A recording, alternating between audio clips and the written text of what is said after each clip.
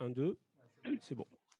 Alors, bonjour à tous et à tous. Merci pour ceux avec lesquels on a déjà commencé la discussion sur le temps précédent.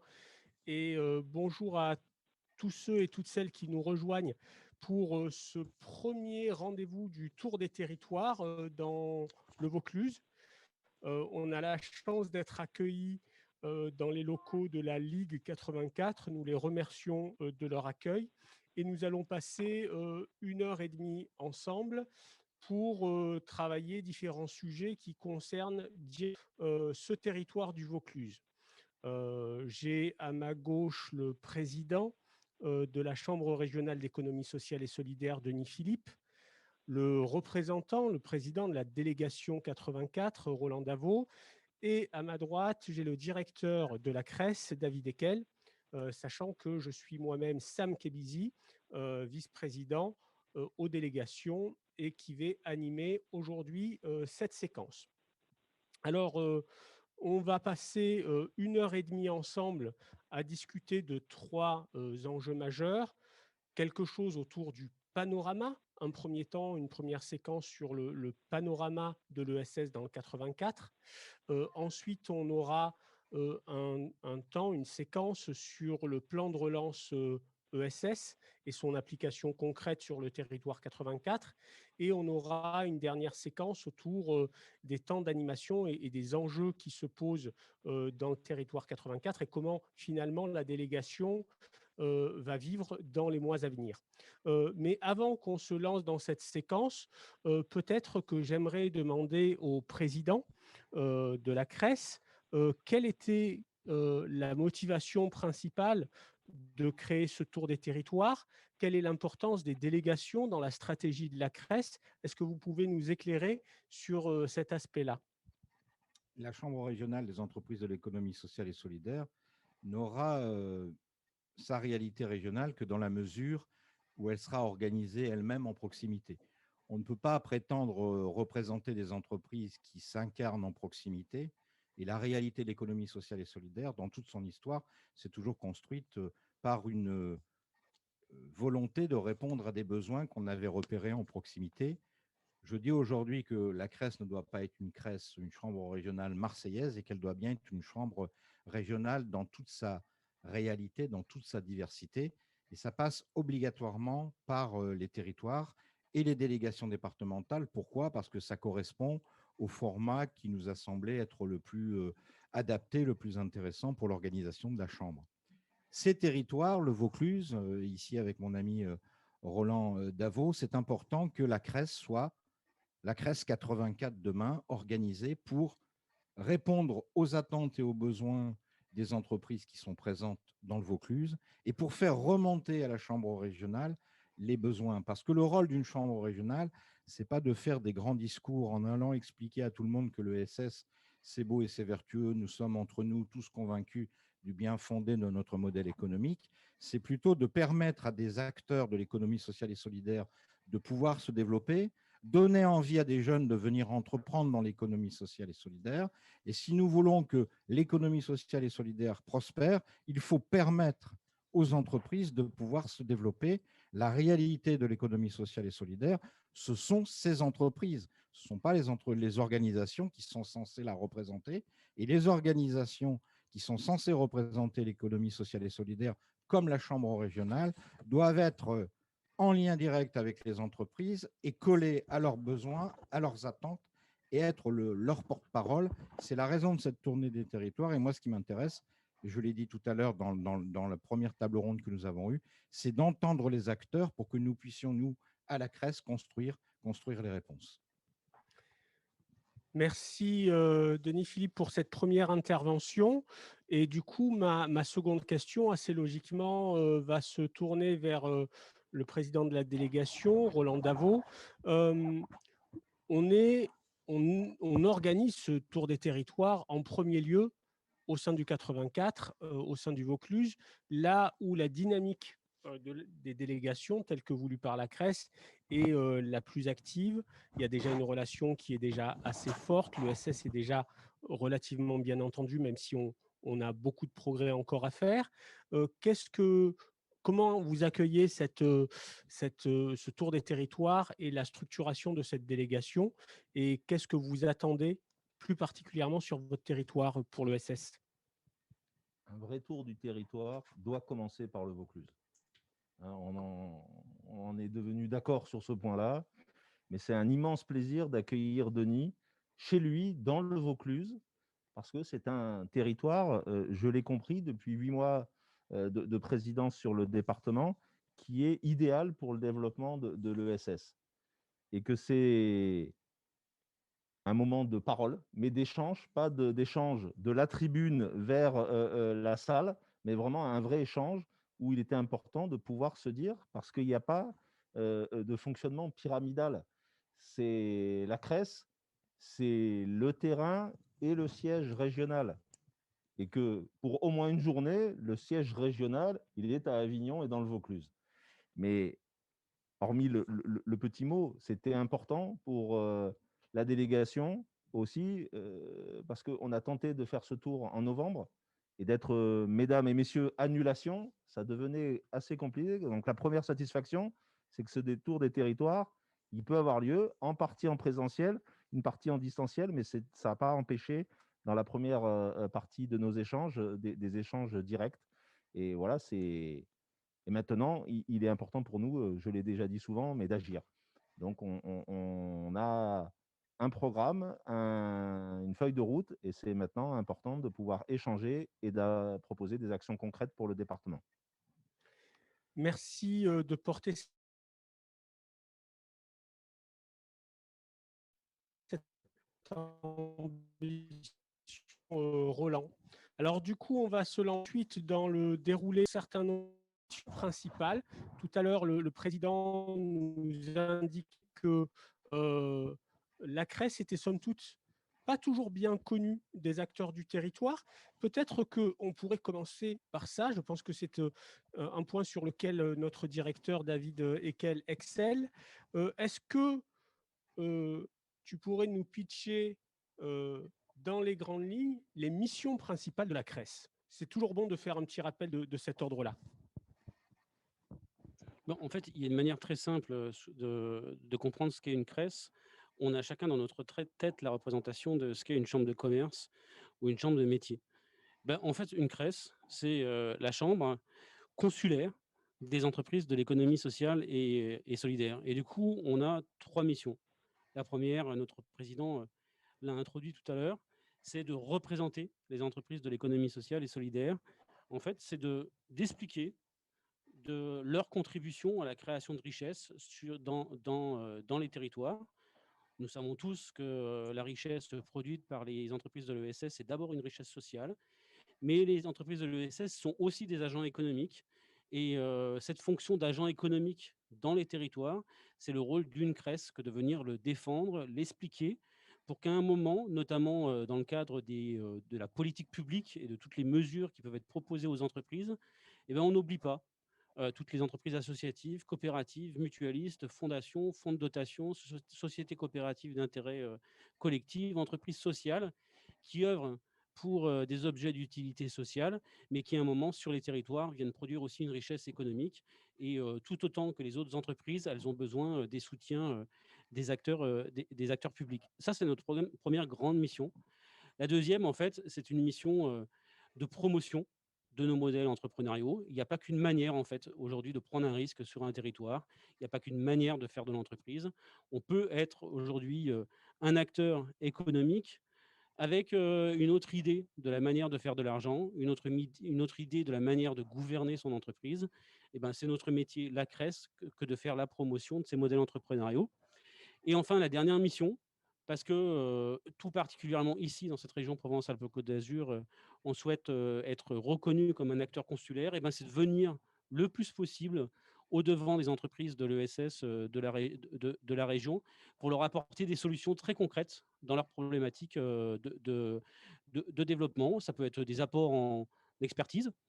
Par exemple, discuter pendant 2 heures avec un commissaire aux comptes ou un cabinet comptable de quelle stratégie adopter pour venir renforcer le haut de bilan de son entreprise. C'est pouvoir venir rencontrer un acteur intermédiaire du territoire qui est spécialisé dans la gestion des ressources humaines pour avoir des bons conseils en matière de conduite de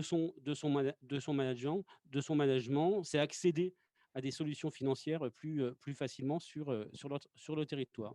Voilà, 3 missions: représenter, promouvoir, accompagner.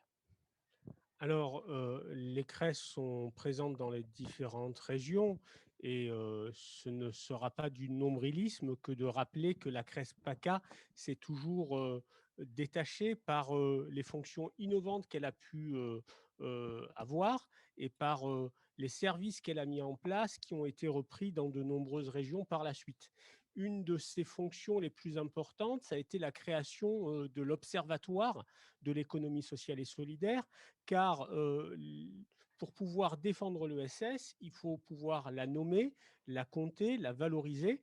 Et la CRES, pendant longtemps, a publié un panorama, elle continue à le faire d'ailleurs aujourd'hui à l'échelle régionale, mais il n'existait pas de panorama à l'échelle départementale.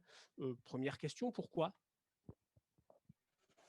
Mais je dirais parce que la CRES avait besoin de plus de maturité, de grandir dans son projet et de pouvoir commencer à se dire qu'il fallait absolument, pour renforcer sa représentativité, organiser ce qu'on est en train de faire aujourd'hui, c'est-à-dire ces délégations départementales, et du coup, en fait, offrir le service qu'on s'est construit au niveau régional, qui est celui simplement de savoir se compter, et ben, pouvoir le mettre à disposition des délégations départementales pour qu'elles aussi, elles puissent œuvrer dans leur fonction de représentation. On ne peut pas représenter un moment des entreprises si on ne sait pas dire qui elles sont et combien elles sont sur le territoire. Et donc, on a effectivement décidé d'ouvrir une nouvelle publication qui sont les panoramas départementaux. Et ce tour des territoires est l'occasion de lancer toutes ces publications. Alors, c'est effectivement une première contribution concrète de la relation entre la CRES et ses délégations. C'est permettre aux entreprises du territoire de pouvoir se compter, s'identifier et valoriser auprès de leurs interlocuteurs ce qu'elles représentent ensemble. Et c'est la première fois qu'on va présenter un panorama départemental. Je pense qu'on inaugure ça. Chez toi, Roland, tu le noteras. On arrive avec cette contribution-là. On n'est pas arrivé les mains vides. Donc, David, je vais te laisser partir sur cette présentation-là, puisque du coup, tu vas nous synthétiser quelques chiffres clés que nous allons ensuite, que je vais inviter un petit peu les membres à réagir. On aura un petit temps de réaction sur ce volet-là. Le temps juste de partager la slide avec vous. Et je te laisse discuter de ça. J'ouvre le panorama et Alors, je pendant l'agrandis. que Sam ouvre le panorama, et il l'a rappelé tout à l'heure, en fait, notre CRES est la première organisation en tant que chambre régionale de l'économie sociale et solidaire qui est mis en place pour un territoire régional, un observatoire. Ça a été fait il y a plusieurs années pour cette mission de renforcement de notre fonction de représentation. Et il faut aujourd'hui savoir que dans toutes les régions de France, les entrepreneurs de l'ESS ont le bénéfice d'un observatoire qui progressivement a été outillé sur la base de la compétence et de l'expertise de notre premier observatoire. Et aujourd'hui, tous les observatoires travaillent de concert en réseau au niveau national, appuyés par une mission de ESS France. Alors, quelques chiffres sur le territoire du département du Vaucluse. Et si tu veux bien, Sam, juste avant la slide précédente, quelques chiffres au niveau régional. Parce que ce département n'est pas une île, il est dans une région bien plus large, et c'est toujours intéressant de positionner les chiffres départementaux par rapport aux chiffres régionaux. S'il y avait quelque chose à retenir des quelques chiffres que vous avez sur la slide, c'est principalement 2 données. La première, c'est que les entreprises de l'économie sociale en région sud, c'est près de 13 000 entreprises, et que ces 13 000 entreprises salarient 13,4% des personnes qui travaillent dans ce qu'on appelle le privé. Et on verra ce chiffre-là ensuite au niveau départemental, mais la simple possibilité de donner en fait ces deux chiffres donne tout de suite à voir comment, quand les entreprises de l'ESS sont rassemblées et sont rassemblées autour de la CRES, elles peuvent commencer à rentrer dans le débat public en pesant. Parce qu'aujourd'hui, pouvoir affirmer que le champ de l'économie sociale et solidaire salarie plus d'une personne sur 10 de cette région, c'est pouvoir en fait créer un rapport de force à la faveur de la représentation de nos entreprises. Alors, comment notre tissu entrepreneurial se répartit en taille d'entreprise? Vous voyez que principalement, il s'agit de TPE. Donc, on a mis une petite légende. TPE, ici, c'est des entreprises de 1 à 9 salariés. Et ensuite, près de 2000 PME, donc des entreprises de 10 à 150 salariés. Et on a en région le bénéfice de 31 grandes entreprises qui font de plus de 150 salariés. À savoir, et ça c'est un argument fort dans la fonction de représentation aujourd'hui, c'est que 80% des entreprises, des 12 911 exactement entreprises de l'ESS de notre région, ont leur siège social en région. Et donc, c'est à la fois, je dirais, la conséquence de l'objet de nos entreprises. On est des objets qui adressent d'abord des populations en proximité et dans les territoires, et donc nos entreprises grandissent dans leur territoire. Ça veut également dire que les emplois qu'elles proposent ici en région sont des emplois non délocalisables, et c'est des arguments à mettre en concurrence par rapport à d'autres stratégies économiques qui peuvent être portées par d'autres acteurs économiques. Ce sont effectivement des éléments clés par les temps qui courent. Alors maintenant, on va faire un petit focus. C'est l'objet de notre échange sur les données du 84. Alors, dans le Vaucluse, donc dans le Vaucluse, les chiffres clés sont dans le bloc à droite de la slide. Donc les chiffres clés. En comparaison tout à l'heure au chiffre national, vous voyez qu'en fait, l'emploi dans les entreprises de l'ESS dans ce département représente 14,2% de l'emploi privé. C'est près de 1 point presque supérieur à la moyenne régionale. Donc c'est un argument supplémentaire pour donner à comprendre et à voir combien en fait les entreprises de l'ESS dans ce territoire peuvent compter. Dans le département, c'est plus de 10,5% de l'emploi total du territoire. Quand je dis emploi total du territoire, c'est-à-dire que quand on compte toutes les personnes qui sont employées dans le secteur public et dans le secteur public, les entreprises de l'ESS en Vaucluse salarient plus d'une personne sur 10 de ce territoire. Donc ça aussi, des arguments forts, Roland, à mettre dans la discussion auprès de certains interlocuteurs. Le poids des entreprises de l'ESS, donc des employeurs dans la totalité des employeurs de l'ESS de la région, c'est près de 20% des employeurs en fait de l'ESS sont localisés dans le Vaucluse. Et juste pour finir sur ces chiffres clés, la majorité en fait des entreprises de l'ESS en Vaucluse sont plutôt des TPE ou des PME. Pour autant, il y a 3 grands employeurs de plus de 150 salariés qui sont localisés sur le territoire, une coopérative et 2 associations qui, à toutes les 3, salarient près de 5% de l'ensemble des salariés de l'ESS du département. Si tu veux bien continuer.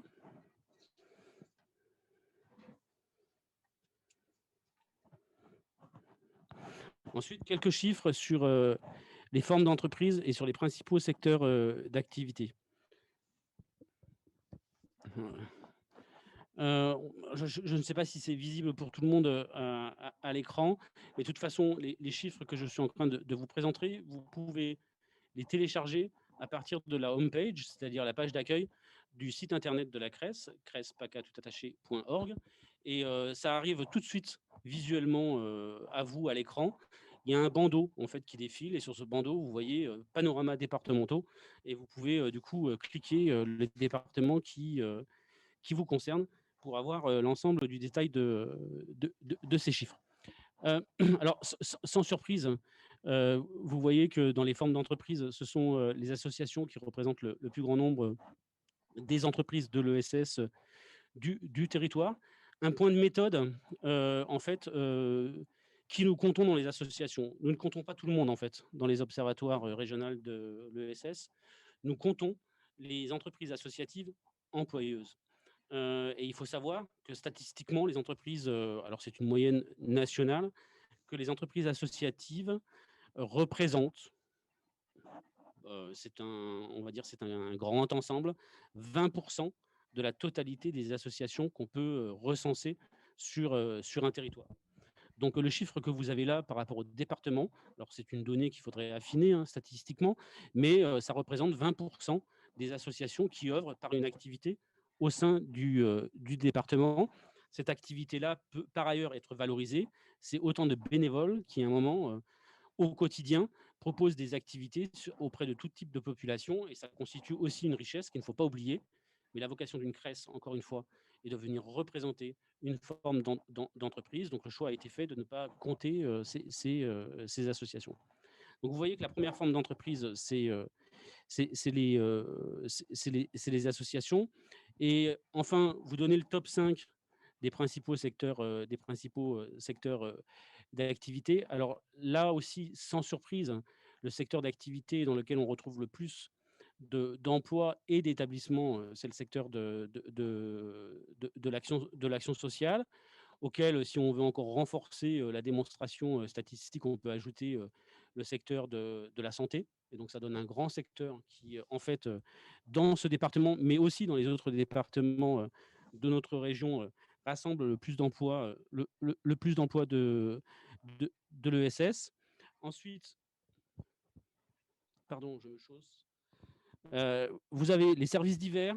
Et en fait, les services divers, c'est les commerces, les activités de commerce et de soutien aux entreprises. C'est une singularité. Roland, il faudra qu'on travaille sur cette singularité-là. Souvent, en fait, les activités dites de services divers, de commerce, de soutien aux entreprises dans les autres départements arrivent en rang 5 ou en rang 6 des emplois de l'ESS. Ce n'est pas le cas dans ce département. Donc, il faudra qu'on travaille sur cette particularité pour voir comment peut-être adresser plus particulièrement ces entreprises. Ensuite, ce sont les activités d'enseignement, les activités financières et d'assurance, et enfin les activités de santé. Alors, est-ce qu'il y a un dernier point que tu souhaites souligner, David? On va passer à la prochaine séquence. Et ce panorama, comme tu le précises, est à la disposition de l'ensemble des acteurs du 84. Hein, ce n'est pas une donnée réservée. Et je t'invite, Roland, à trouver les meilleures modalités pour le diffuser largement auprès de nos partenaires institutionnels ou auprès des entreprises pour savoir quelle place elles ont dans cet environnement-là. Un élément conclusif, David? Alors, j'ai pas été assez rapide. Donc, la dernière slide, si tu veux bien, Je veux sous bien. forme d'histogramme. Non pas pour rentrer dans le détail, mais juste pour vous donner une donnée complémentaire. C'est dans l'esprit, en fait. Le dernier organigramme donne la tendance dans l'emploi et comment répondre à la question est-ce que l'ESS crée aujourd'hui de l'emploi net sur le territoire. Juste pas vous parler des tendances depuis ces dernières années, mais simplement partager avec vous un indicateur lié à la situation, à la situation de pandémie. Nous avons, c'est la slide d'après, nous avons comparé et on est en train d'approfondir les travaux, le niveau d'emploi dans les entreprises de l'ESS du deuxième trimestre 2019 avec le deuxième trimestre 2020, de manière à regarder comment la première situation de confinement avait ou non des conséquences sur le volume d'emploi en région, mais a priori ça se vérifie dans le département. La première donnée statistique à notre disposition, c'est que, en gros, sur la période, le trimestre 2020 comptabilise moins de 3% d'emplois si on le compare au trimestre 2019. Donc, c'est un signe fort que notre secteur est lui aussi très fortement impacté par la situation de pandémie. Il l'est un peu moins que le secteur privé traditionnel, pour dire les choses rapidement, qui lui se situe entre 3,5 ou 3,7 pour cent. Mais néanmoins, ça nous souligne toute l'attention qui aujourd'hui nous devons porter à la situation de nos entreprises dans la situation actuelle. Je pense que c'est un élément de transition évident. Il y a eu des débats, je pense, courant 2020 pour savoir si le secteur de l'ESS résistait mieux ou moins bien que les autres, etc. Je pense qu'on peut quand même, même si ce sera intéressant à analyser, la réalité, c'est que le secteur de l'ESS souffre aussi très largement de cette pandémie et que aujourd'hui, les entreprises attendent des solutions plutôt que des nuances qui viendront à point nommé. Et c'est pour ça que nous avons choisi d'avoir une seconde séquence sur le plan de relance ESS. Peut-être un petit mot de transition, Denis? Non, juste une réaction sur la présentation qui a été faite par le directeur de la CRES. Et il a évoqué un moment, s'agissant des associations, aujourd'hui, on ne compte que les associations employeuses, ce qui pose quand même un problème sur la réalité des structures de l'économie sociale et solidaire et sur la réalité des chiffres de la réalité des acteurs de l'économie sociale et solidaire. C'est la raison pour laquelle il y a un travail qui est effectué, parce que ces chiffres nous proviennent de l'INSEE. On peut se féliciter que l'Observatoire ait été créé en région Provence-Alpes-Côte d'Azur. D'ailleurs, on peut rappeler également que le mois de l'économie sociale et solidaire, qui est devenu aujourd'hui un événement national, ait lui aussi été créé dans notre région. Cet observatoire, donc je le disais, est aujourd'hui un observatoire national. Il y a un travail qui est fait avec la Chambre française de l'économie sociale et solidaire, rebaptisée ESS France, avec l'INSEE, puisqu'on s'aperçoit qu'il y a certaines composantes, je le disais notamment pour les associations qui ne sont pas employeuses, qui sortent du cadre et pour lesquelles nous n'avons pas de chiffres, mais il y a également les filières et les succursales de certaines entreprises de l'économie sociale et solidaire qui échappent également aux études statistiques, plus d'autres composantes. Donc, il y a un travail qui est fait pour élargir le périmètre de la réalité de ce qu'est aujourd'hui l'économie sociale et solidaire. Je pense que pour nous, acteurs représentatifs, ça sera utile tant au niveau de la délégation départementale, parce qu'on verra, et j'en suis certain, des chiffres à la hausse au niveau du département sur la réalité des structures qui composent l'économie sociale et solidaire. On le verra au plan régional, bien évidemment, et on le verra aussi au plan national. Merci Denis. Beaucoup d'entreprises, évidemment, depuis maintenant bientôt un an, nous sollicitent sur les solutions, les endroits où trouver de l'information, comment s'organiser, comment répondre, comment réagir, d'un point de vue tout simplement économique, mais aussi sur l'application des consignes, leur périmètre, etc. Mais également sur l'attitude à adopter, quelles stratégies, quels éléments d'agilité, d'adaptation il faut pouvoir déployer.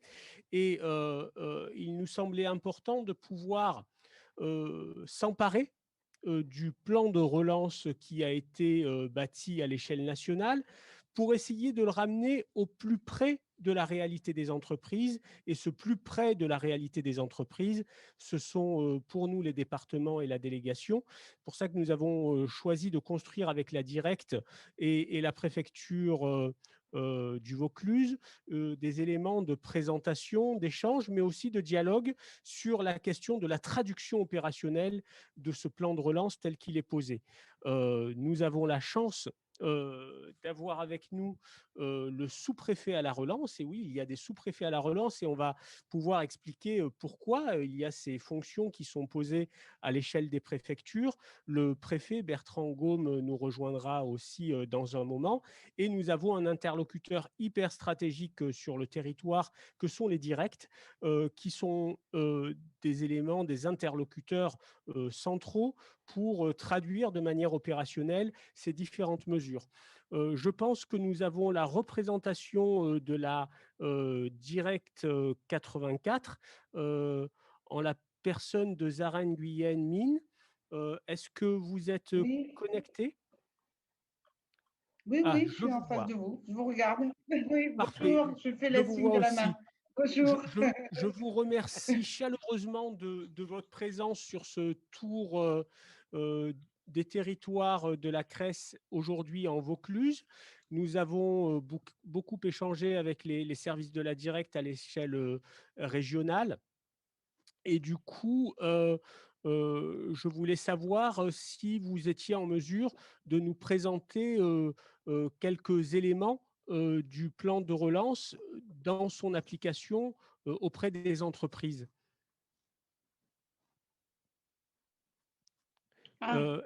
Est-ce que vous êtes accordé avec Sabira Perrault là-dessus? C'était Sabira qui devait intervenir et j'apportais des éléments, moi. J'apportais des compléments. Alors, moi, Voilà. j'ai je les suis là. éléments avec moi. Bonjour tout le monde. Sabira, Oui. parfait. SP, c'est pour ça Oui, que oui, je je ne suis vous là. ai pas vu. Vous avez les initiales. Oui, Donc, excusez-moi, Sabira, vous ouais. êtes présent Oui. en même temps que Zara, et c'est important que la représentation régionale et départementale soit présente. Nous sommes aussi en présence, et je l'en remercie grandement, de Julien Fraisse, le sous-préfet à la relance. Merci de votre présence. Peut-être on pourrait commencer par là, Monsieur Fraisse. Oui, voilà, je suis là. Hein. Bonjour à tous. Est-ce que vous pourriez tout simplement nous éclairer sur le rôle d'un sous-préfet à la relance,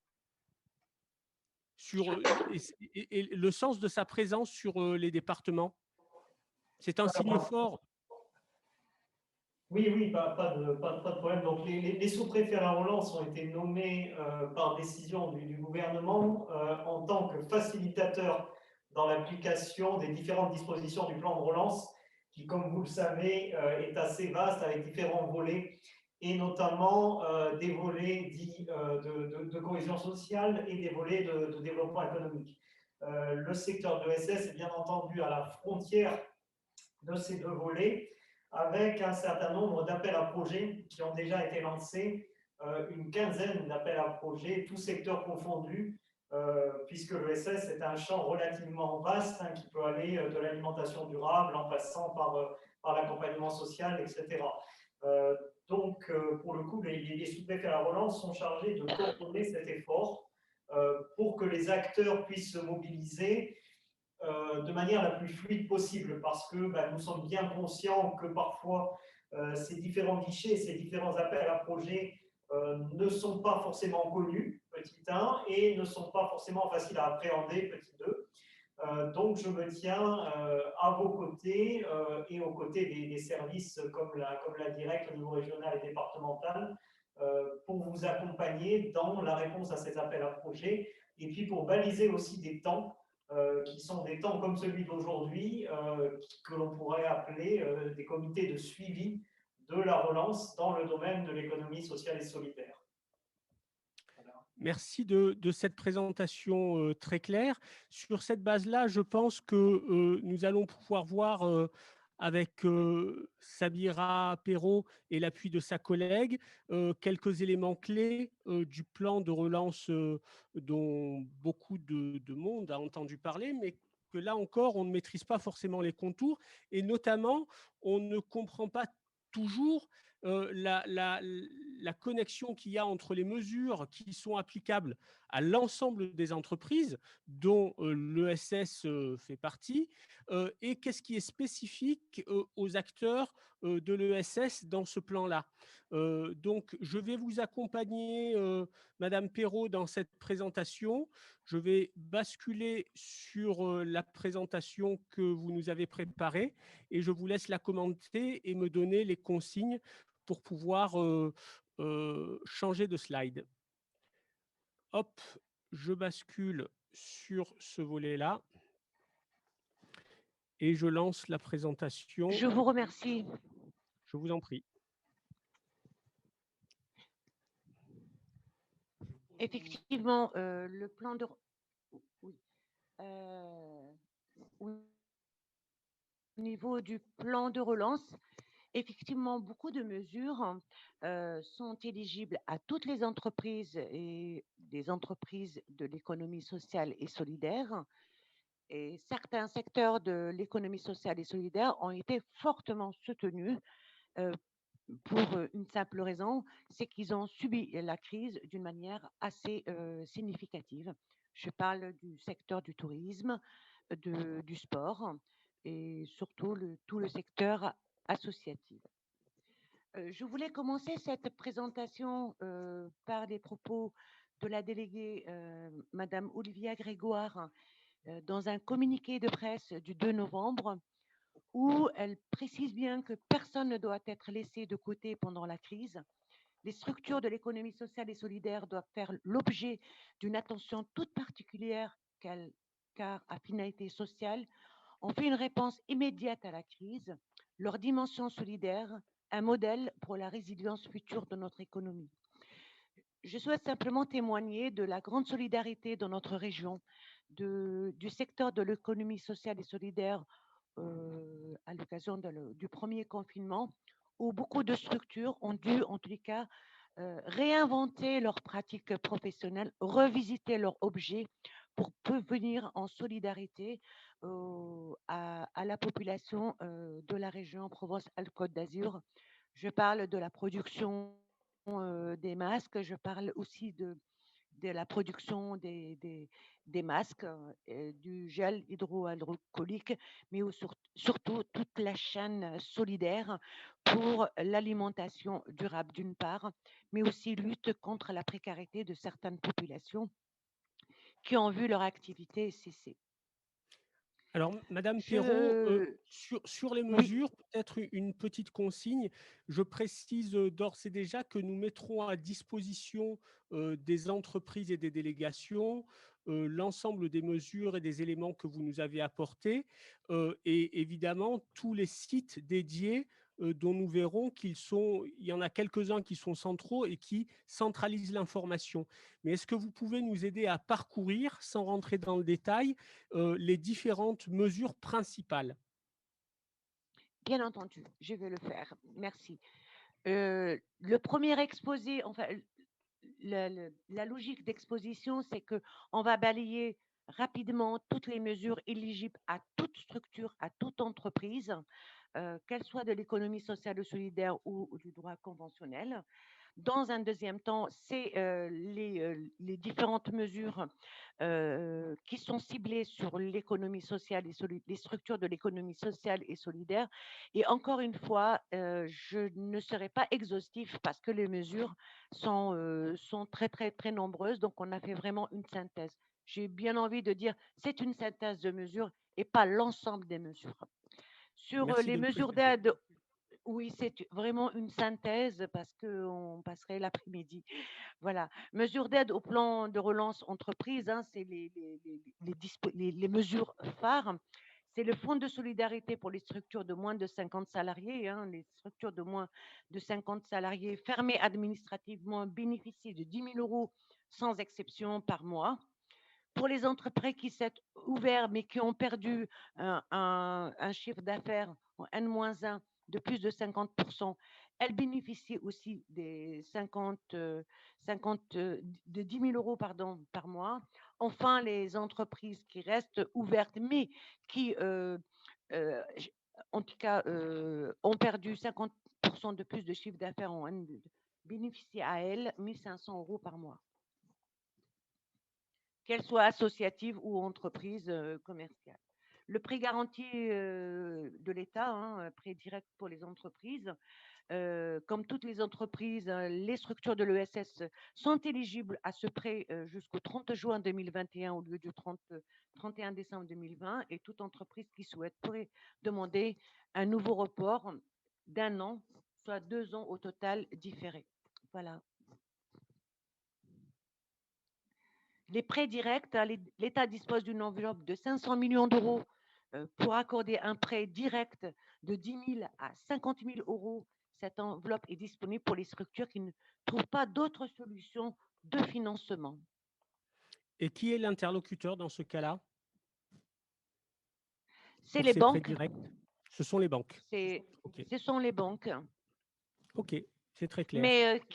Mais pour les structures de l'économie sociale et solidaire, vous avez aussi beaucoup de dispositifs qui peuvent les accompagner et devenir médiateurs aussi auprès des banques.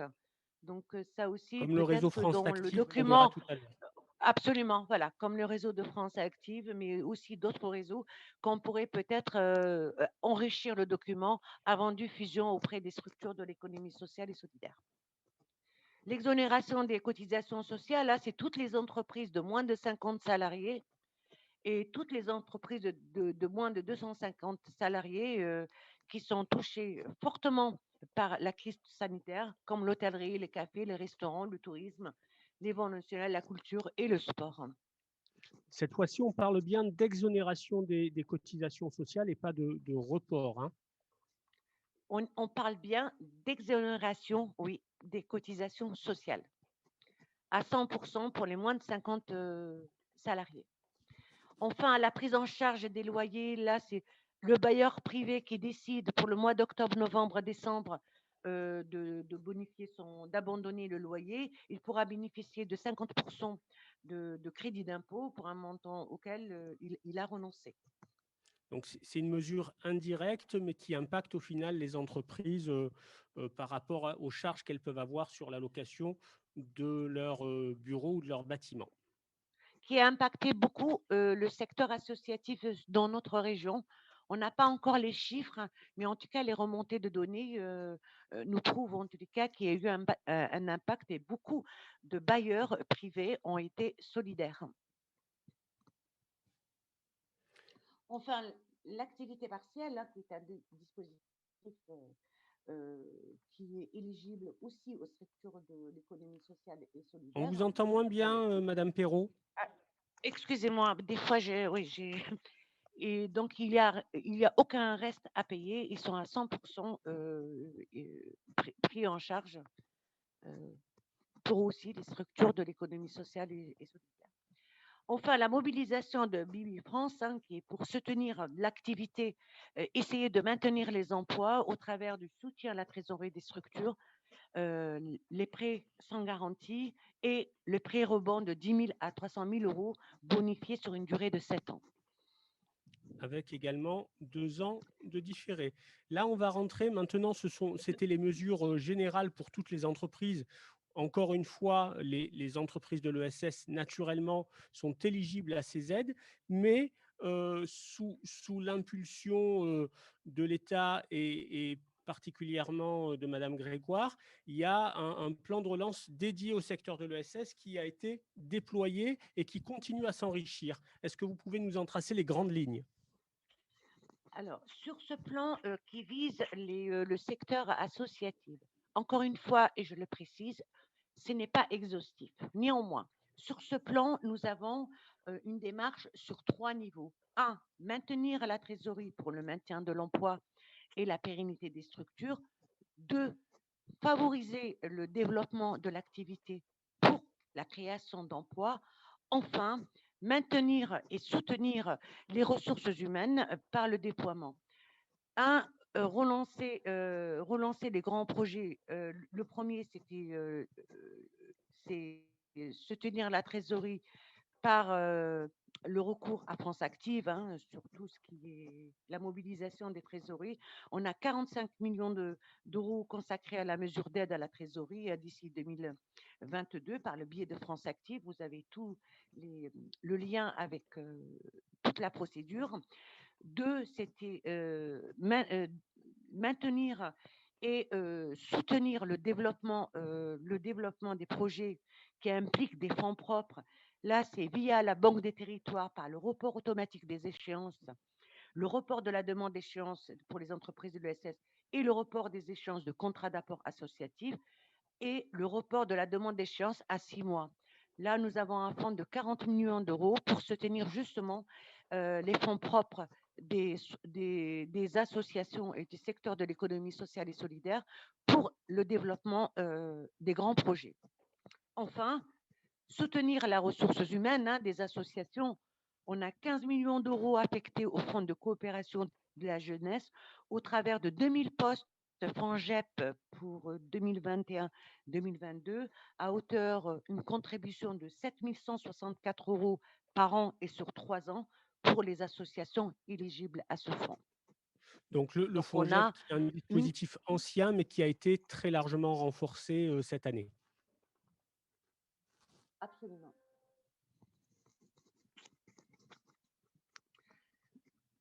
Après, nous avons dans chaque région, nous avons des soutiens de développement des associations au travers des plans de soutien régionaux spécifiques, hein, et des fonds de soutien spécifiques et des fonds régionaux.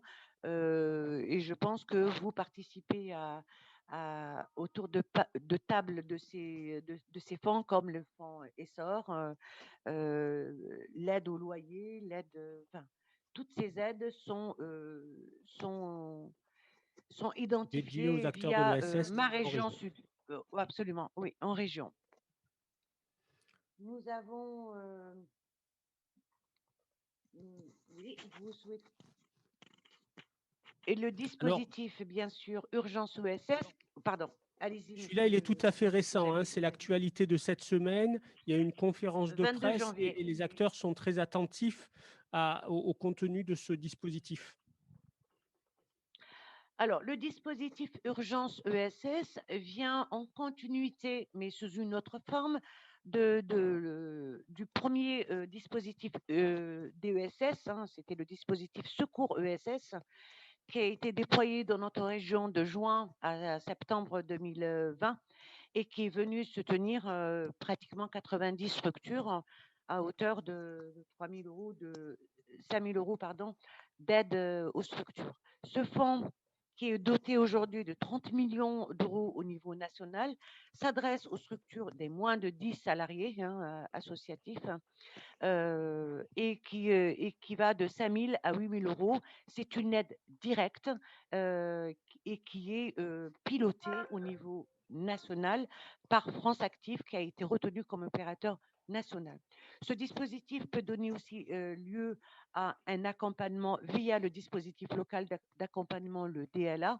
Ce n'est pas un accompagnement obligatoire, mais on peut le solliciter pour justement consolider le modèle économique des structures qui souhaitent solliciter cette aide, ou bien aider ces structures à avoir une vision du futur via un plan stratégique de leur développement.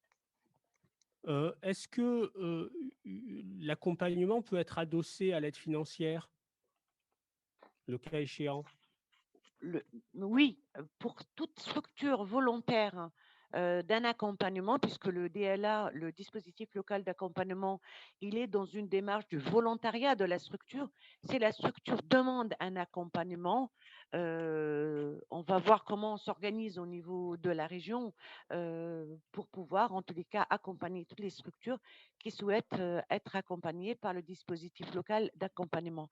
À titre indicatif, nous avons eu la nouvelle qu'hier soir, nous avons un renfort du financement du dispositif local d'accompagnement en région à hauteur de 11% de plus par rapport à l'année 2020. Donc, c'est un dispositif qui est fortement aujourd'hui soutenu au niveau national. Ce qui sera bienvenu. Je vois sur la suite de la présentation, Madame Perrault, que vous avez fait aussi des slides sur les plans de soutien sectoriels. Peut-être qu'on ne va pas les aborder dans le détail, mais on va juste rappeler quels sont les secteurs qui sont concernés par des aides spécifiques, si vous en êtes d'accord. Vous avez un dispositif spécifique. Je vous laisse la parole. Oui, merci beaucoup. Donc là, encore une fois, on partagera tous ces éléments-là, mais je parcours rapidement les slides. On a un dispositif d'urgence spécifiquement pour les SIAE et les entreprises adaptées, donc tout le secteur de l'insertion par l'activité économique. On a des mesures qui sont dédiées au secteur culturel et artistique qui est très touché, au secteur de la jeunesse, du sport, avec des ressources qui sont dédiées sur ce volet-là. Et en plus de jeunesse et sport, avec la réorganisation qu'il y a pu y avoir, on a un autre secteur qui est particulièrement touché, qui est le secteur du tourisme et qui bénéficie également d'un plan spécifique de soutien. Tous ces plans de soutien sectoriels, on va pouvoir les retrouver avec quelques adresses utiles. On a des numéros verts et des adresses mail spécifiques dans le cadre du dernier dispositif dont on vient de parler, le Urgence ESS, avec une plateforme interactive, parce qu'il y a quand même beaucoup d'aides qui sont mobilisées et il y a des enjeux de cartographier, de clarifier ce que chacun peut mobiliser au regard de sa situation. Et donc, il y a une ressource centrale avec la Banque des territoires sur le plan ESS. Évidemment, vous partagerez ces infos-là.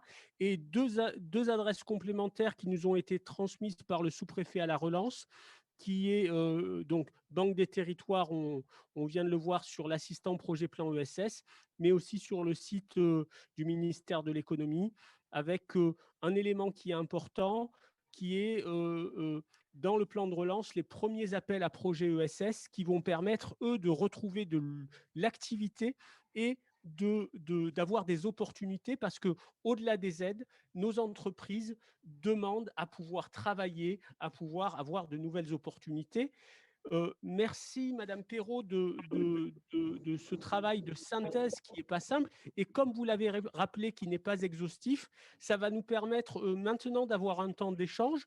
Une première réaction peut-être en tant que président de la CRES, et puisqu'il y a des éléments qui s'appliquent au territoire, on va pouvoir dialoguer avec le sous-préfet à la relance et quand il arrivera, le préfet.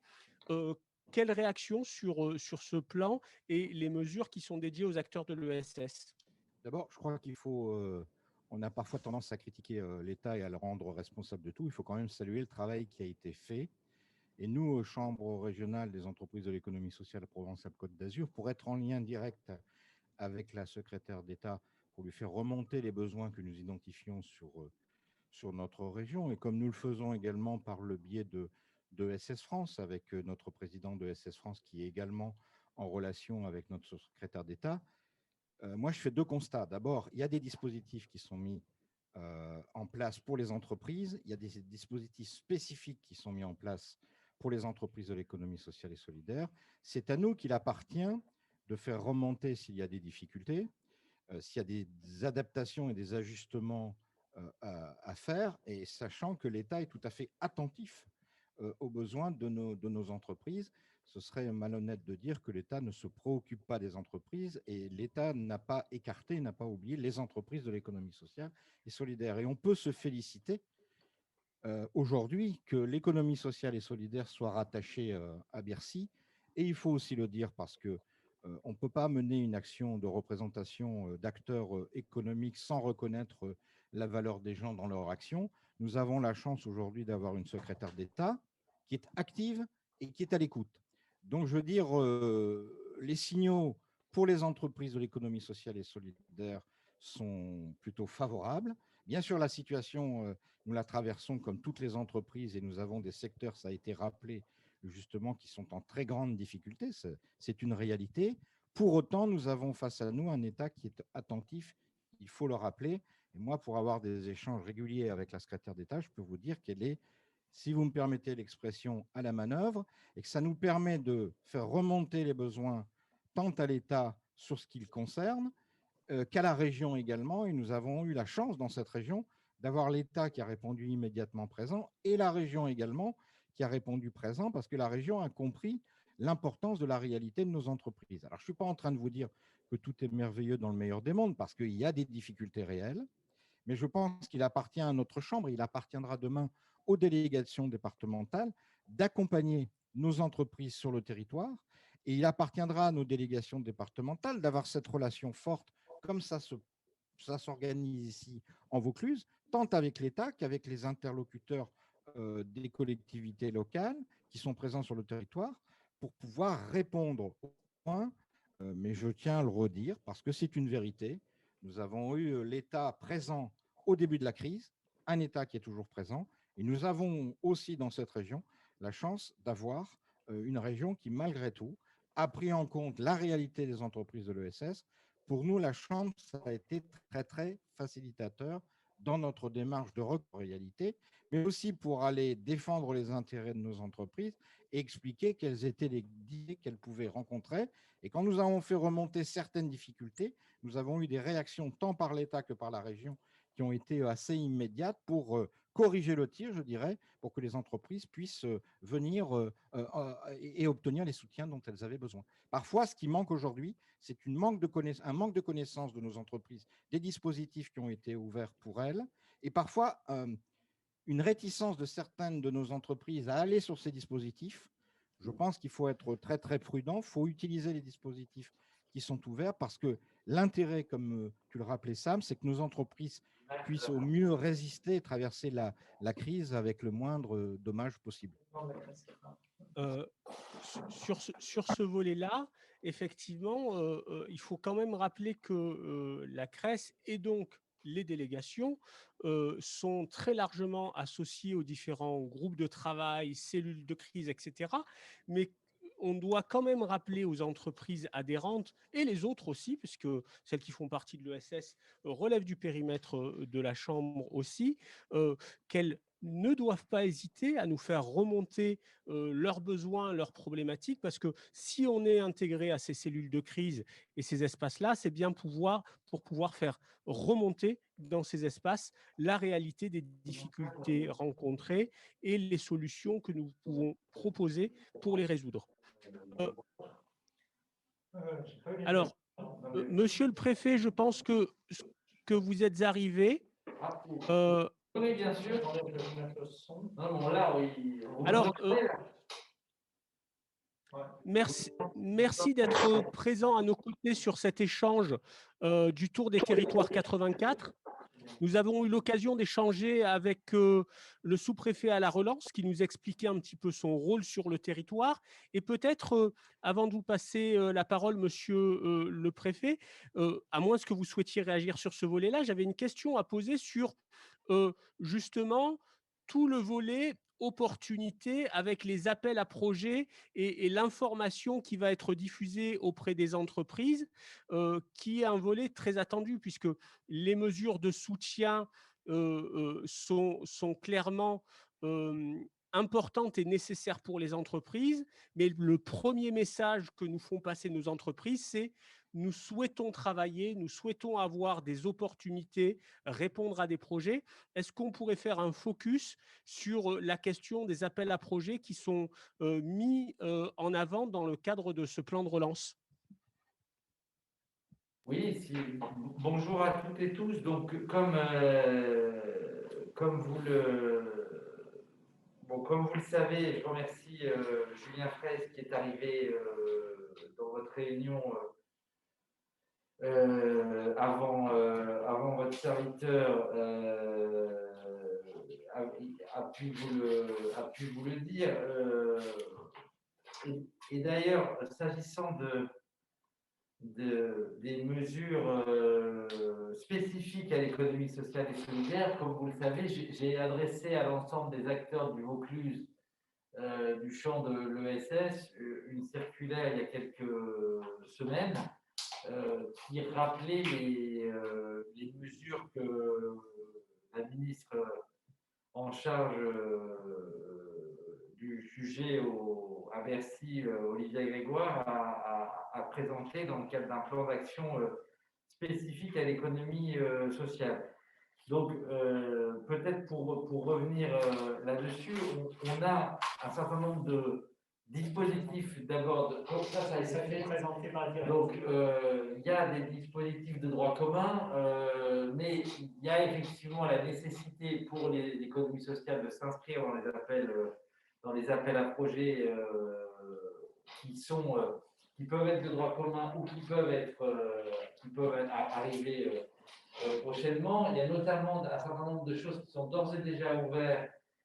Et il y en a un qui est même à l'heure qui a été ouvert et qui est clos, c'est l'appel à projet sur le soutien aux associations de lutte contre la pauvreté. Je sais que notre DDCS nous disait qu'il y avait plusieurs centaines d'associations qui avaient répondu. L'objectif, c'est de pouvoir dépouiller ça assez rapidement. Et donc, ça a été un vrai soutien. Un des enjeux, pour être clair, que nous avons par rapport à ces appels à projets, avant d'évoquer d'autres appels à projets thématiques, c'est que, puisque je comprends que la CRES s'organise maintenant avec une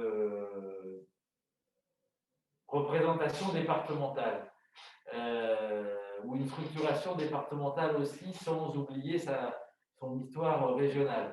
Ce qui est très important, c'est que vous puissiez peut-être nous singulariser, et je reconnais Zahra Nguyen à l'écran, que je salue, nous singulariser, il y a peut-être aussi les collègues de la DDCS, l'idée directe des DDCS se rapprochant prochainement, vous savez, dans une nouvelle direction emploi, travail, solidarité avec AMES.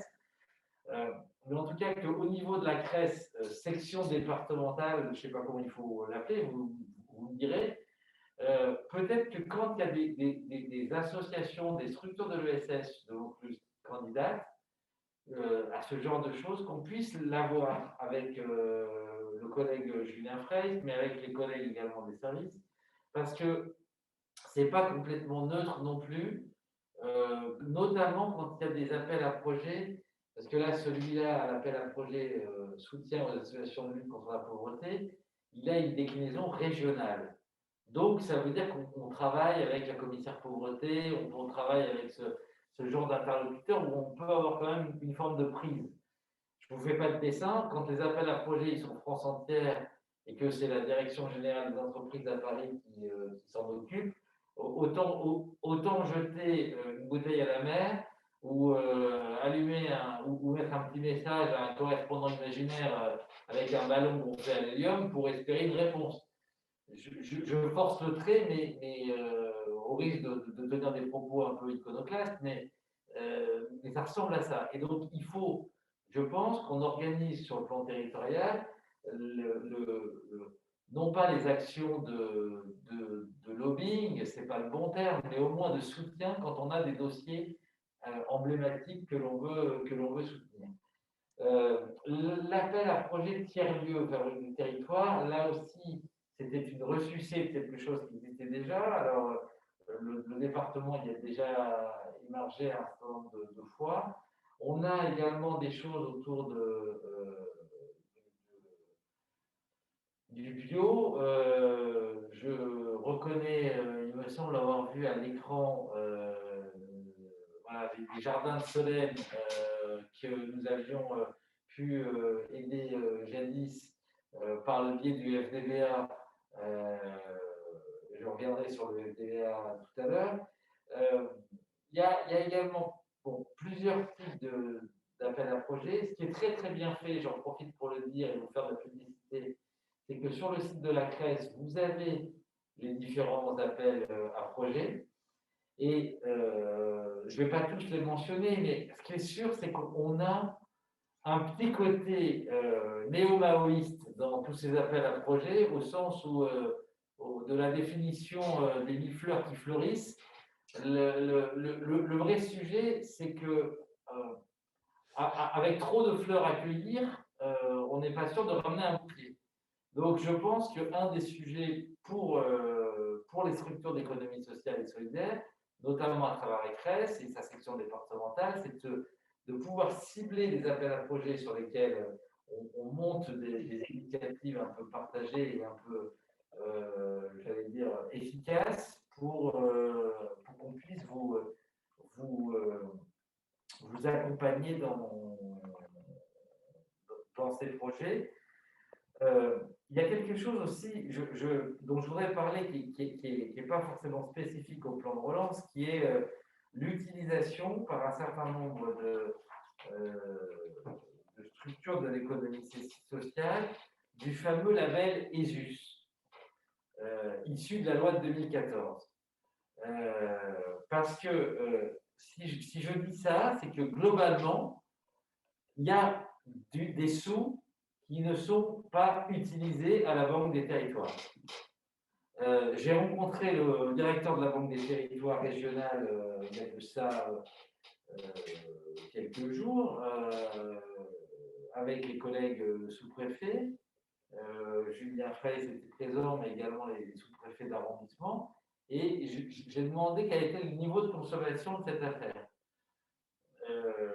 J'ai eu un sourire réservé et un peu gêné, c'est que je pense que je pense qu'il y a moyen d'utiliser ce label, de venir nous solliciter, même si je sais qu'en disant ça, j'emmène du travail aux collègues de l'idée directe et de la directe régionale parce que en vrai, il y a eu la création du principe dans la loi, il y a eu les décrets d'attribution, et en vrai, c'est une manière de présenter de manière cosmétique des choses qui, si elles ne sont pas utilisées, sont recyclées de gouvernement en gouvernement sans être véritablement utilisées. Donc ça, il faut qu'on y fasse attention parce qu'un jour venu, ça peut devenir du déficit sans pleurs au sens où ce ne sera pas grave de taper dedans pour revenir dans la trajectoire budgétaire, mais sauf que ça sera l'économie sociale qui en fera les frais au sens où elle aurait pu bénéficier d'un système si elle l'avait utilisé et en fait, elle ne l'a pas utilisé. Voilà, pour dire les choses, et je ne suis pas certain que dans le fonds essor créé par la région, il y ait autant de choses comme ça. Alors, je n'ignore rien de la difficulté qui existe à la mobilisation de ce dispositif, notamment par rapport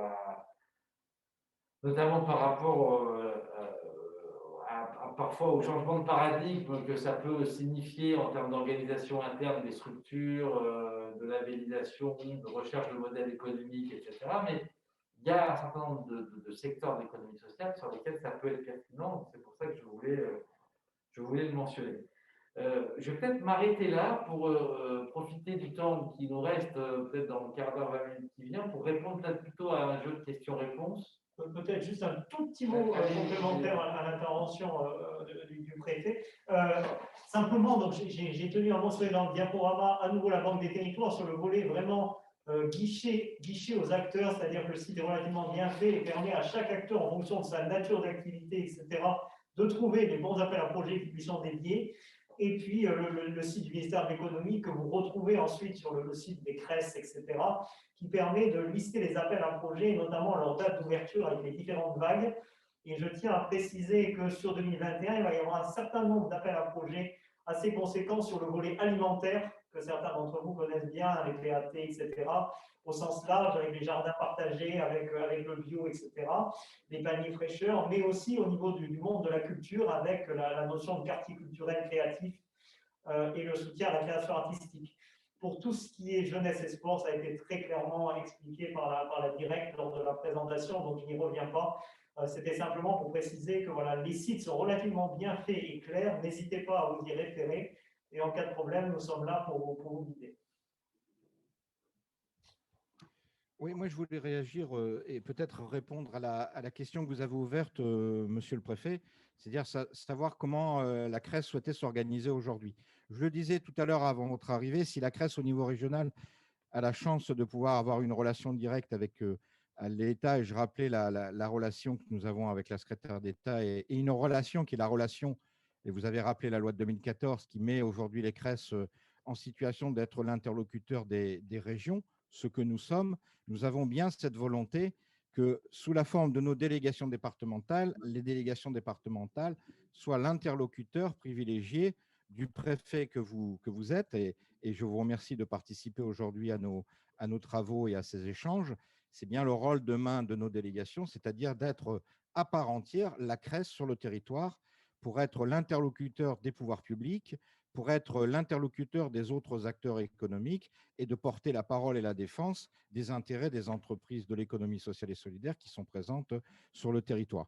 Donc, je veux dire, on est bien, nous, dans cette volonté-là, ce qui nous permettra, je le rappelais en ouverture de cet après-midi, de véritablement pouvoir dire que nous serons une chambre régionale, puisque nous aurons la réalité régionale avec la diversité de ces territoires, et que les délégations départementales, la délégation du Vaucluse ne sera pas la même que la délégation des Alpes-de-Haute-Provence et que celle des Alpes-Maritimes, parce que les acteurs ne sont pas forcément les mêmes et que les problématiques que peuvent rencontrer les entreprises de l'ESS sur le territoire ne sont pas forcément les mêmes et les demandes ne seront pas forcément les mêmes. On est bien dans cette volonté d'être présent, d'être l'interlocuteur, de venir à la rencontre, d'interpeller les pouvoirs publics et les acteurs représentatifs comme les acteurs politiques des territoires, pour venir en défense, en réponse, en sollicitation, en proposition, en accompagnement sur la réalité de l'ESS, de telle manière à faire ce que vous avez fait ici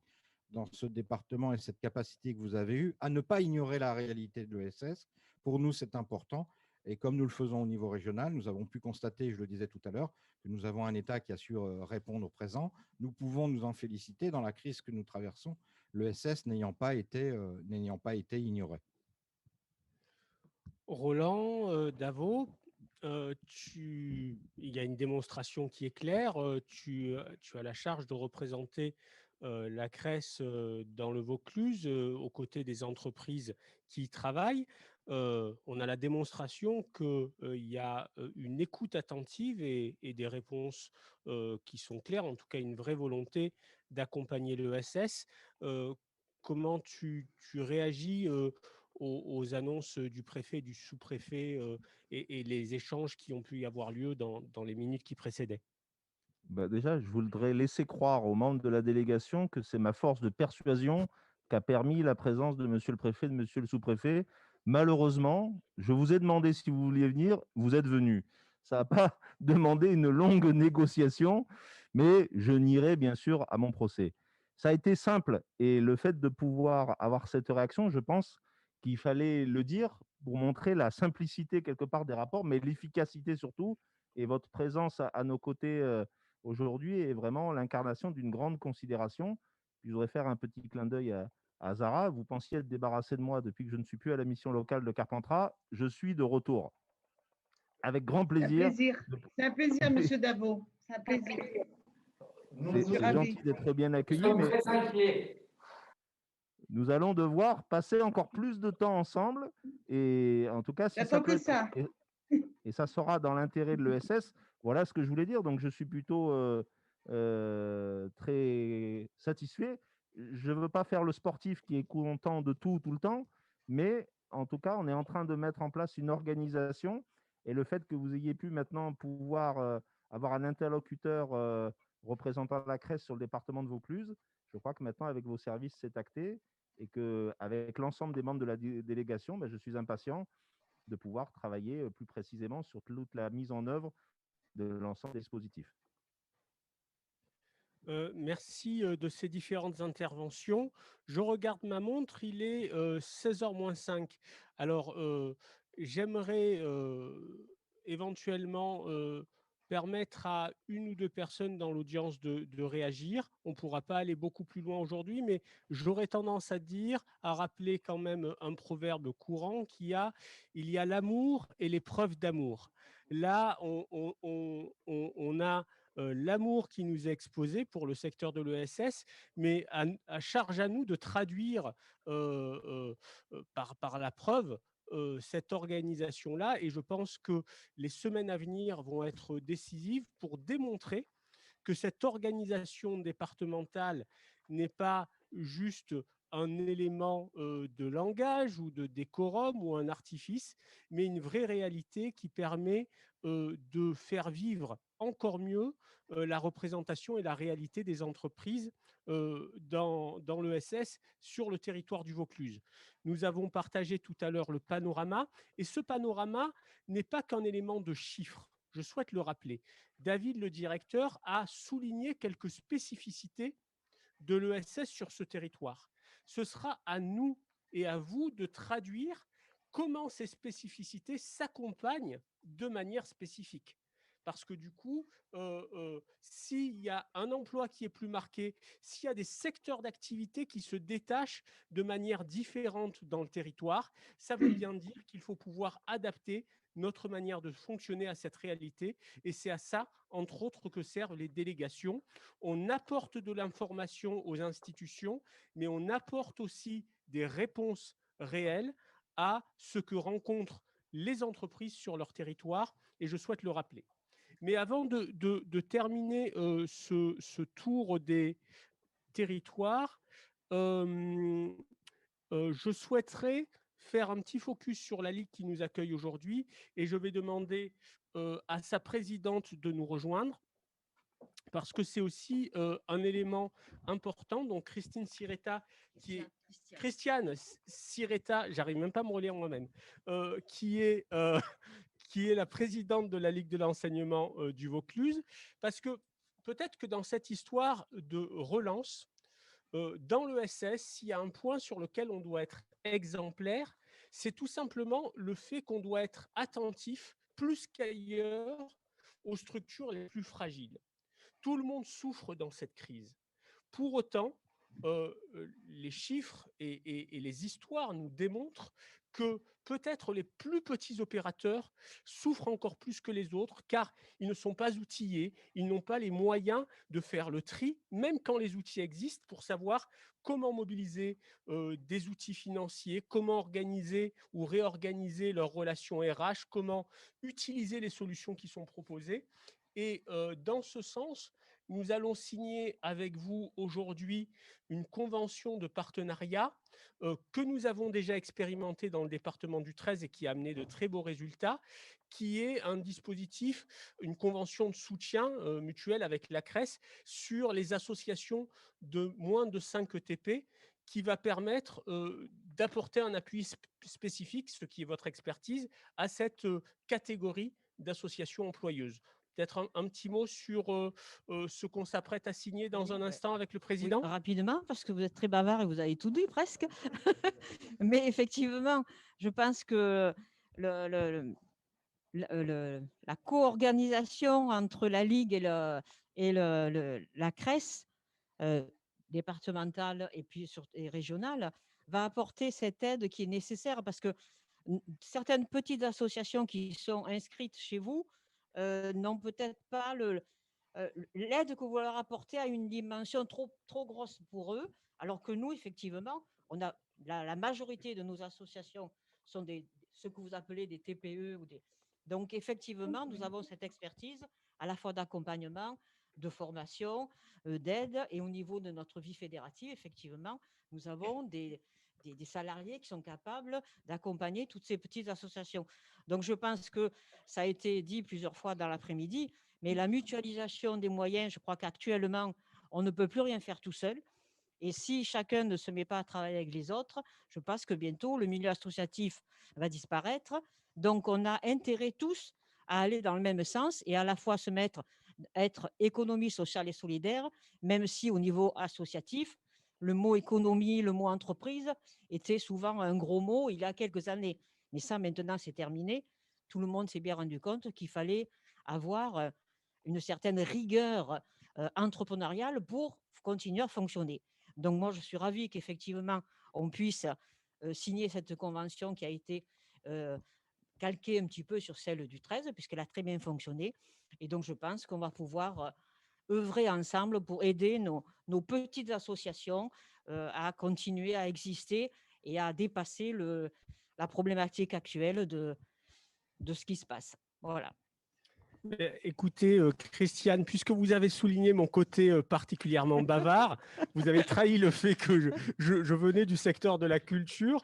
On va sans plus tarder passer à la signature de cette convention. Je trouve que c'est un beau symbole pour conclure nos échanges, en renvoyant quand même sur plusieurs éléments. Premièrement, en espérant que cette convention soit la première d'une longue série, puisque c'est par la conclusion d'accords de ce type et beaucoup d'autres qu'on arrivera à mettre en dynamique et en travail le fonctionnement de la délégation sur le territoire. Mais au-delà de ce tour des territoires qui reste très symbolique, c'est la première date aujourd'hui, on est venu dans la délégation qui est déjà la plus structurée et on va faire de même dans l'ensemble des autres départements. Les entreprises attendent aujourd'hui de l'action et la concrétisation que cette délégation va pouvoir amener les éléments de proximité et de réponse dans lesquels les entreprises se reconnaissent. Pour autant, en tant que vice-président de la CRES, je rappellerai que c'est bilatéral et que même si vous devez naturellement attendre des réponses de la CRES et de sa délégation départementale, nous devons attendre beaucoup de votre contribution et de votre implication pour la défense de l'ESS, on parle bien d'une relation qui sert toutes les parties et nous ne sommes au final que votre outil à cet effet. Donc, vous avez un parapheur ici présent. Normalement, la convention est à l'intérieur. Je rêve de faire un truc comme à la télé. Je suis un des amateurs du quotidien. Et Yann Barthès, tous les soirs, quand il a un invité, il lui met du gel dans les mains. Et je rêvais de pouvoir faire ça. Donc, je me sens un petit peu Yann Barthès. Ça y est, j'ai pris la place de Yann Barthès. Et du coup, je vous invite à parapher cette convention. Et peut-être, Roland, tu peux dire un mot sur les prochains rendez-vous. Qu'est-ce que peuvent attendre les adhérents et les personnes intéressées par l'ESS sur les mois à venir sur ton territoire? Il y a un sujet que je voulais aborder avec vous rapidement, que j'ai abordé à notre dernière réunion de la CRES et qui est mis particulièrement en avant lié à cette crise sanitaire sans commun. Il y a les questions économiques, mais il y a une forme de remise en cause du modèle associatif. On le voit depuis plusieurs décennies, une forme de consommation de l'associatif, où on voit les enfants sortir de la voiture, venir dans l'activité, mais on perd progressivement la notion d'adhésion à un mouvement commun, d'appartenance à une association sportive, culturelle, de loisirs, et qu'aujourd'hui, quand on adhère à une association, on ne prend pas un abonnement de 10 places de cinéma. Et c'est mis beaucoup en lumière aujourd'hui avec les demandes de remboursement. Même si on peut comprendre les familles qui sont dans des situations économiques difficiles, de mon point de vue, ça fragilise encore plus le secteur associatif parce qu'on n'est plus dans un domaine de partage. Parce que quand on paye une licence de 150 € dans un club sportif, le sportif, il coûte 1 000 € à l'année. Donc, l'association permet d'amener 750 € supplémentaires. Et si on est dans un schéma de consommation, c'est notre modèle qui, je trouve, est encore plus fragilisé par cette crise. Donc, ça fait partie des réflexions que je souhaite mener à l'échelon régional et à l'échelon de la délégation, et si possible avec les services de l'État, pour qu'après, pour le monde d'après la crise, on puisse aussi repartir à la conquête de ce modèle qui nous est cher de partage. Faire de la culture et du sport en France, ce n'est pas pareil qu'aux États-Unis. On est dans un modèle où on facilite l'accès. Donc, je pense que ça fait partie aussi des sujets sur lesquels il faudra qu'on se mobilise le plus rapidement possible. J'adore dans ces moments-là dire au travail, chiche. Monsieur le préfet et monsieur le sous-préfet, vous nous avez honoré de votre présence. Je vous laisse le mot de la fin. Bien, écoutez, merci beaucoup de votre invitation. Comme on vous l'a dit avec mon collègue et aussi avec l'ensemble des services de l'État, nous, on souhaite et on prend en compte de manière à part entière, depuis le début de la gestion de cette crise d'ailleurs, le monde de l'économie sociale, puisque depuis le début, je fais des audios, des visios, des réunions régulières. Les acteurs de l'ESS sont associés avec, et au même titre que l'ensemble des autres secteurs économiques. Je n'ignore rien du fait que, comme l'a dit votre collègue de la Ligue de l'enseignement, il y a des différences culturelles dans le monde de l'économie sociale entre ce qui relève du mouvement associatif, ce qui relève du monde des coopératives, des mutuelles, ou maintenant de ce qu'on appelle les entreprises sociales. Il y a parfois des différences. Mais entre nous, soit dit, je pense que ce qu'il faut, c'est de jamais renier ce que vous êtes et de venir, entre guillemets, concurrencer les entreprises à structure capitaliste classique quand il s'agit d'appel à projet, quand il s'agit de dispositifs d'appui, parce que sur le territoire, on sait que, notamment quand il s'agit de cohésion sociale, quand il s'agit de développement du sport, quand il s'agit d'égalité territoriale, le secteur de l'économie sociale, il est présent et il faut qu'on puisse l'appuyer. Le dernier point, c'est que les appels à projets, ils seront là. Comme l'a dit Julien, on a notamment à notre main, pour le coup, avec les délégations départementales de crédit, beaucoup de choses sur, on aura l'occasion de revenir vers vous, sur tout ce qui est alimentaire, territorial, jardin partagé, etc. mais il y a aussi des appels à projets, comme je le disais, régionaux. Ceux-là, on arrive encore à suivre, mais aussi nationaux. Donc, n'hésitez pas, quand des structures vont déposer, à nous faire remonter par le biais de la section départementale de la CRES pour qu'on puisse vous aider à faire vivre un appui sur ces dossiers. Et puis, s'agissant d'un mode de relation plus traditionnel entre nous, on va prochainement ouvrir, je l'ai dit, au nouveau service départemental jeunesse et sport. Vous savez que dans le cadre d'une réforme des services de l'État, il y a la création d'un service jeunesse et sport qui est rattaché à l'inspection d'académie. L'autorité académique restant pleine et entière autonome sur les politiques strictement académiques.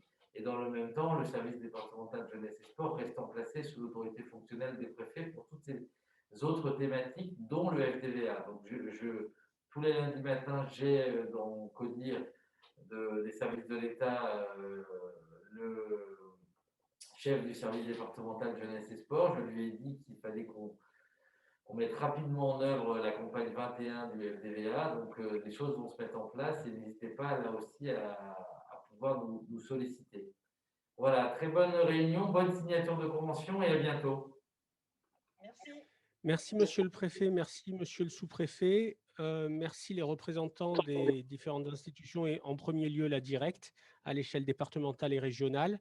Merci aussi à l'équipe technique des Têtes de l'Art qui a permis la réalisation de cette émission. On aurait pu choisir la facilité et faire ça dans un studio à Marseille, mais puisqu'on est dans le tour des territoires, malgré la crise sanitaire, notre président souhaitait, avec le président de la délégation, que nous soyons présents, même en visio, sur votre territoire.